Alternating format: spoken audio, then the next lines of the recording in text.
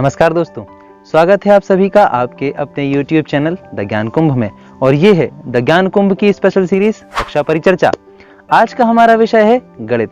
इससे पहले वाले गणित की वीडियो में हमने कक्षा 10 का गणित, उसका चैप्टर 3 और उसकी एक्सरसाइज 3.4 को कंप्लीट कर लिया था, जिसमें हमने एलिमिनेशन मेथड को अच्छे से समझा और उससे रिलेटेड सभी सवालों को कंप्लीट किया।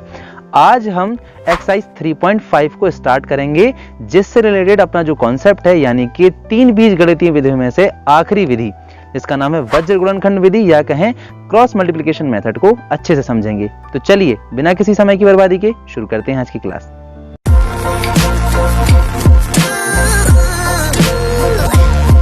तो आगे की क्लास के लिए अपन आ गए हैं बोर्ड पर। आप भी अपने हाथों में नोटबुक और पेन लेकर एकदम तैयार हो जाइए, ताकि यहां बताए हुए एक एक पॉइंट को आप अच्छे से नोट कर सकें।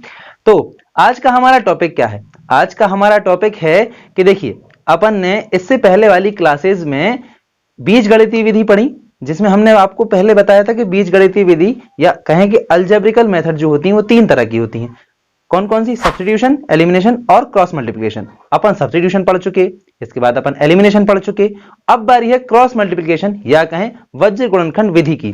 तो चलिए आज अपन इसको समझेंगे 3.5 के पहले सवाल से। तो अपन आ गए हैं 3.5 के पहले सवाल में। पहले सवाल में क्या लिखा है कि उसमें हमें 2-4 इक्वेशन लिखी हुई हैं। सबसे पहले हमें उन इक्वेशन को देखना है और हमें यह बताना है कि क्या वो यूनिक सॉल्यूशन है, क्या वो नो सॉल्यूशन है, या उनके इनफाइनाइटली मैनी सॉल्यूशन है।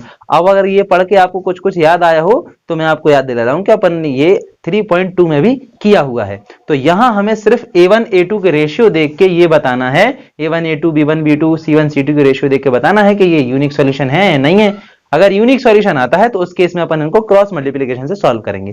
तो सबसे पहले अपन को इनको इक्वेशन को चेक करना है इस सवाल में। तो देखिए चेक कर लेते हैं। वैसे तो अपन 3.2 में चेक कर चुके हैं और अपन ने इस पर प्रैक्टिस भी की है, तो इनको चेक करना ज्यादा मुश्किल होगा नहीं। ये है क्वेश्चन फर्स्ट, ये है क्वेश्चन सेकंड। जैसा कि अगर आपको पिछला याद हो तो पहले इक्वेशन के जो होते थे, x के साथ जो लिखा होता था वो A1, यानी अपन A1 की वैल्यू अगर निकाल लें तो 1, और y के साथ जो लिखा होता था वो B1, तो y के साथ क्या लिखा है? -3, और जो बिना x y का था वो C1, यानी कि C1 की वैल्यू क्या हो गई? -3, है ना। इसी तरह से सेकंड इक्वेशन के लिए A2 B2 C2 हो जाते थे, यानी कि x के साथ जो लिखा है वो A2 यानी 3, और y के साथ लिखा है यानी B2 यानी कि -9, और जो बिना x y के लिखा है यानी C2 वो क्या है? 2। ये अपन एक्सरसाइज 3.2 में वैसे एक बार पढ़ चुके हैं और एक बार अपन इसका रिवाइज कर रहे हैं। अब अगर अपन इनके रेशियो देखें कि देखिए A1/A2 देखो आप, ये क्या है? 1/3 है, और यहीं आप देखो B1/B2, तो ये क्या है?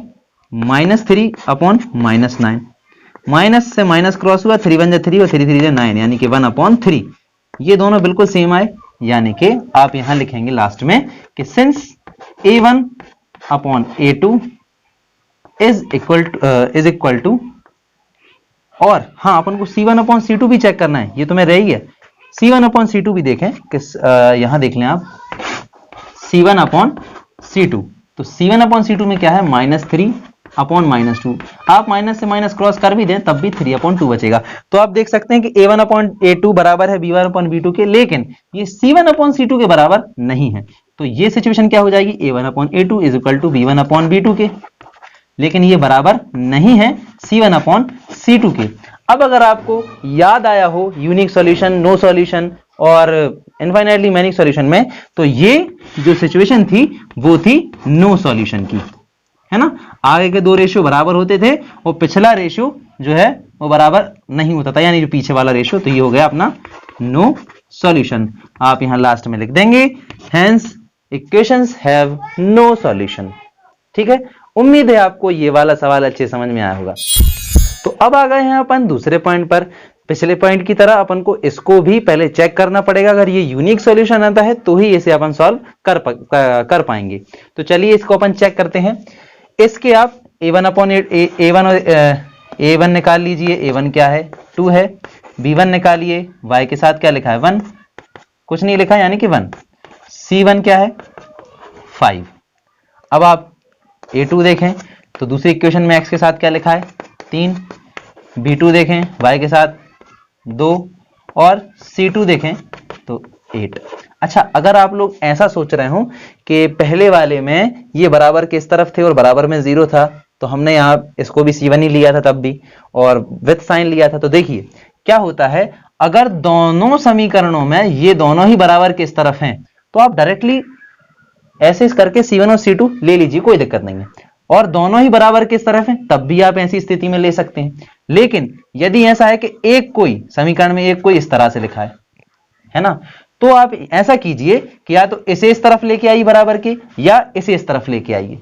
मतलब ये जो C2 वाली वैल्यू है या C वाली वैल्यू है, इसको दोनों समीकरणों में या तो बराबर के इस तरफ हो दोनों की, और या बराबर के इस तरफ हो, तब आप दोनों की एक सी वैल्यू ले लें, है ना, तब कोई दिक्कत नहीं होगी। ठीक है, तो अब अपन पे चेक करें इनके रेशियो। अब आप यहीं से देख सकते हैं कि A1 और A2 का जो रेशियो है वो 2/3 है ना, और B1 B2 का जो रेशियो है 1/2 है, और C1 C2 का रेशियो है 5/8 है।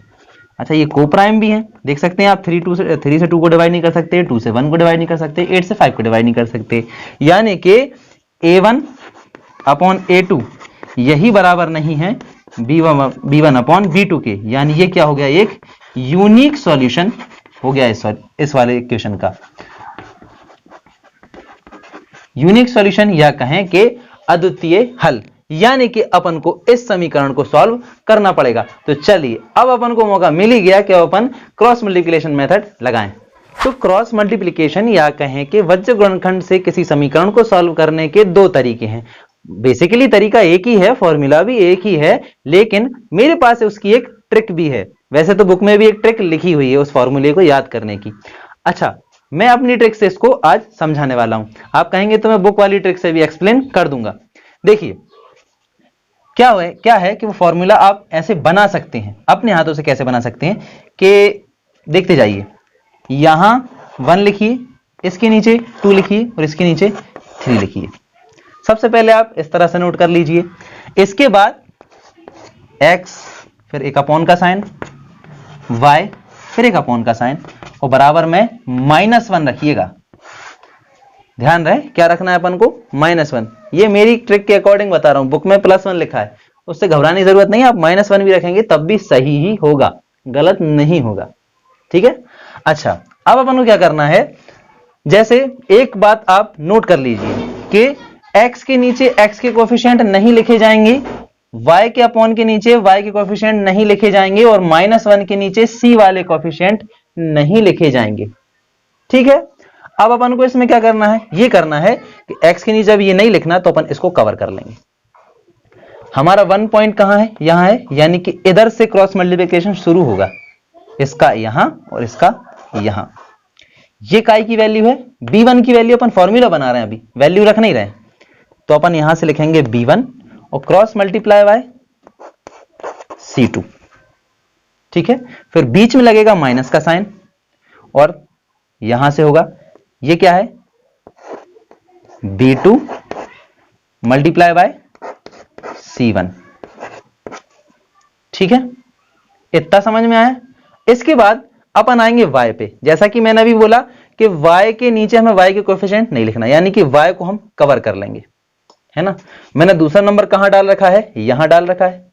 यहां से आप मल्टीप्लाई करेंगे, ये कहां मल्टीप्लाई होगा, यहां। y का मैंने कवर कर रखा है, तो a2 का मल्टीप्लाई होगा c1 में, a2 इंटू c1। अब माइनस लगेगा, दूसरा मल्टीप्लाई यहां, यानी कि a1 इंटू c2। ठीक है। अब आप इसको कवर कर लेंगे। मैंने बोला -1 के नीचे अपन c वाले कोएफिशिएंट नहीं लिखेंगे, या c वाले जो रियल नंबर है उन्हें आप नहीं लिखेंगे, आप इनको कवर कर लेंगे। अब यहां देखें, तीसरा पॉइंट मैंने यहां बना रखा है, इनका इससे और इसका इससे। ये क्या है, a1 इंटू b2, तो a1 into b2 minus a2 into b1, a2 into b1। ये पूरा फॉर्मूला बन गया। बस अब आपको इसमें वैल्यू पुट करना है। ठीक है, तो चलिए एक एक करके अपन इनकी वैल्यू रख लेते हैं। b1 की वैल्यू ए वाई के साथ क्या लिखा है, कुछ नहीं, तो 1 होगी। x अपॉन b1 की जगह क्या आएगा, 1। c2 की वैल्यू 8 माइनस लगाएंगे, b2 की वैल्यू, b2 की देख सकते हैं 2 और c1 की वैल्यू 5। ठीक है, अब यहां आएंगे आप, y के नीचे a2 की वैल्यू कितनी है, 3 और c1 की वैल्यू है 5, a1 की वैल्यू कितनी है, 2 माइनस लगा के, और c2 की वैल्यू कितनी है, 8। अच्छा, आप लोग ऐसा भी कर सकते हैं कि आप यहां पे a b c के मान निकाल सकते हैं और उसके साथ ही 1 2 3 कर सकते हैं। अगर आपको वैल्यू यहां से फाइंड करने में दिक्कत है तो आप जैसे अपन जब सॉल्यूशन चेक करते हैं तो उस टाइम पे भी आप एबीसी की वैल्यू निकाल के उसी में ऐसे 1 2 3 लिख के भी इस तरह से फॉर्मूला बना सकते हैं। ठीक है, अब अपन आगे बढ़ते हैं, -1 के नीचे करते हैं, a1 की वैल्यू देख सकते हैं x के साथ 2 लिखिए और b2 की value multiply by 2 minus a2 की वैल्यू 3 और b1 की वैल्यू 1। ठीक है, इतना उम्मीद करता हूं कि आपको समझ में आ गया होगा। ठीक है, अब अपन आगे बढ़ते हैं, x अपॉन 1 इंटू 8 8 माइनस 2 5 जा 10 बराबर में बचेगा y अपॉन 3 5 जा 15 और माइनस में 8 2 जा 16 माइनस 1 2 2 जा 4 माइनस 3 1 जा 3। ठीक है, यहां तक इस स्टेज तक अपन पहुंच गए, वो भी सक्सेसफुली। अब आगे बढ़ते हैं अपन, देखिए 8 में से 10 माइनस तो होगा नहीं, तो 10 में से 8 माइनस कर देंगे अपन, तो x अपॉन बचेगा अपने पास माइनस का 2। ठीक है, यहां 15 में 16 माइनस नहीं होगा तो 16 में से 15 माइनस कर देंगे तो बचेगा y अपॉन माइनस का 1। ये अपन बड़े नंबर वाले साइन साथ में लेके चल रहे हैं, जैसे यहाँ 10 बड़ा था माइनस में था तो अपन ने माइनस का 2 ले लिया, यहाँ 16 बड़ा था और माइनस का था तो माइनस का 1 ले लिया। अब यहाँ देखें आप, -1 अपॉन में 4 में से 3 जाएंगे तो 1 ही बचेगा। ठीक है, अब अपना फाइनल स्टेप की तरफ अपन धीरे धीरे करके बढ़ रहे हैं, यानी x अपॉन -2, इस -1 को आप एक बार इसके बराबर में ले लें और फिर एक बार इसके बराबर में, यानी कि इस तरह से लिख लें, -1 अपॉन 1 और कॉमा लगा के y upon -1 is equal to -1 upon 1। अब आप इनका क्रॉस मल्टीप्लाई करेंगे तो 1 का x में होगा तो क्या हो जाएगा, x ही रहेगा, वो -2 का -1 में होगा तो माइनस इंटू माइनस प्लस और 2 1 जा 2, x की वैल्यू 2 आ गई। और यहां देखें 1 का y में होगा तो y 1 जा y और माइनस इंटू माइनस प्लस 1 1 जा 1। ये इस इक्वेशन के आंसर हो गए, यानी x की वैल्यू 2 आ गई और y की वैल्यू हमारे पास 1 आ गई। उम्मीद है आपको ये ट्रिक, ये सॉल्व और ये मेथड अच्छे से समझ में आई होगी। अब आ गए हैं अपन इसके तीसरे पॉइंट पर, तो तीसरे पॉइंट को भी अपन को पिछले 2 पॉइंट्स की तरह इसे चेक करना पड़ेगा पहले। तो चलिए चेक करने की प्रोसेस आगे बढ़ाते हैं। सबसे पहला a1 बाहर निकालेंगे, a1 पहली इक्वेशन में x के साथ जो कुछ लिखा होता है 3, b1 y के साथ लिखा होता है, क्या लिखा है माइनस का 5। ऐसे ही c1 देखें, c1 क्या है माइनस का 20। अब की बार देख रहे हैं आप, c1 बराबर के इस तरफ आया और इधर भी बराबर के इस तरफ ही है ना। ध्यान रखना कि दोनों में ही ऐसा हो तो आप लेना, और फिर ऐसा करना अगर ऐसा लगे कि एक यहां है तो दोनों को एक साइड आप अपने मन से भी कर सकते हैं, है ना, इसमें कोई दिक्कत नहीं है। फिर आप a2 निकालें, दूसरे इक्वेशन में x के साथ क्या लिखा है 6, b2 निकालें y के साथ माइनस का 10 और c2 निकालें तो माइनस का 40। अब इन सब के रेशियो निकालना शुरू करते हैं अपन, यानी a1 upon a2 is equal to 3 upon 6, 3 1 जा 3, 3 2 जा 6, यानी कि 1 अपॉन 2 पहला रेशियो। अब दूसरा देखें b1 अपॉन b2 का रेशियो, यानी कि -5 अपॉन -10 का रेशियो। माइनस से माइनस कटा, 5 1 जा 5, 5 2 जा 10, यानी ये भी 1 अपॉन 2। तीसरा रेशियो c1 अपॉन c2 का रेशियो, c1 c2 का क्या है -20 अपॉन माइनस का 40, 20 1 जा 20, 22 जा 40, यानी ये भी 1 अपॉन 2। तो जैसा कि आप लोग देख सकते हैं a1 अपॉन a2 ये बराबर आया है b1 अपॉन b2 के, और ये भी बराबर आ गया c1 अपॉन c2 के। तीनों का रेशियो 1 अपॉन 2 है, यानी तीनों रेशियोज बराबर हैं। ऐसी स्थिति को या क्या कहते हैं अपन, ऐसी स्थिति को अपन कहते हैं इनफाइनाइटली मैनी सॉल्यूशंस। ठीक, यानी कि अनंततः अनेक हल। अब इस स्थिति को तो सॉल्व किया ही नहीं जा सकता, तो इस सवाल को अपन यहीं पे छोड़ देंगे। तो आज की वीडियो के लिए इतना ही। अब जो तीसरे पॉइंट तक अपन सवाल कर चुके हैं, इसका चौथा पॉइंट आप घर पर प्रैक्टिस कर सकते हैं। देखिए मेथड बता चुका हूं, ट्रिक भी मैं बता चुका हूं, आप प्रैक्टिस कीजिए। आपसे बन पड़ता है ठीक है, नहीं बन पड़ता है तो आप कमेंट जरूर कीजिए, ताकि हम उसको अगली वीडियो में कवर कर सकें। तो यदि वीडियो पसंद आ गई हो या समझ में आई हो तो कम से कम इसे लाइक कीजिए, और ज्यादा अच्छे समझ में आ गई हो तो अपने दोस्तों को भी शेयर कर दीजिए, ताकि उन तक भी ये ट्रिक पहुंचे। और ऐसे ही कंटेंट के लिए हमारे चैनल द ज्ञान कुंभ को सब्सक्राइब कर दीजिए। धन्यवाद।